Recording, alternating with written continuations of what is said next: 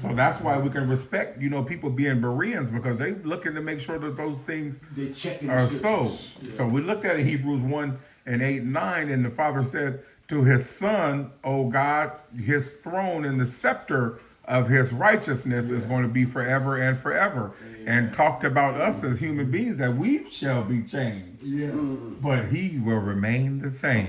Right. So we jump from there to Hebrews 11 and 6, and it said, "He that come to God first must believe that he is God, Yeah. and he's a rewarder of them that diligently seek him." Who are you seeking? You seeking Jesus, because that's your way into the kingdom. That's what the Father has given us to reconcile us back to himself, is his Son Jesus. So when you come to him, you got to know who you coming to. First of all, you ain't coming to a mere man. Yes, he was in the flesh, but he was God in the flesh. Only God can come do what was needed to be done by stopping Satan in his tracks. For the shedding of blood, there's no remission of sin.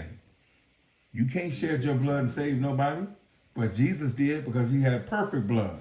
Amen. Now, Perfect. when we look through Jeremiah 1, and just because you see a perfect God coming out of Mary, Amen.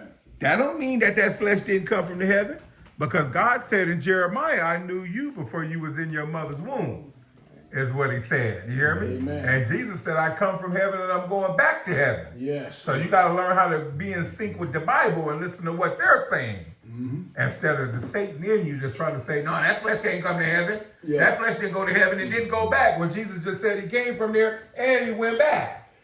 Right. So who you believe? One of my quotes was always saying,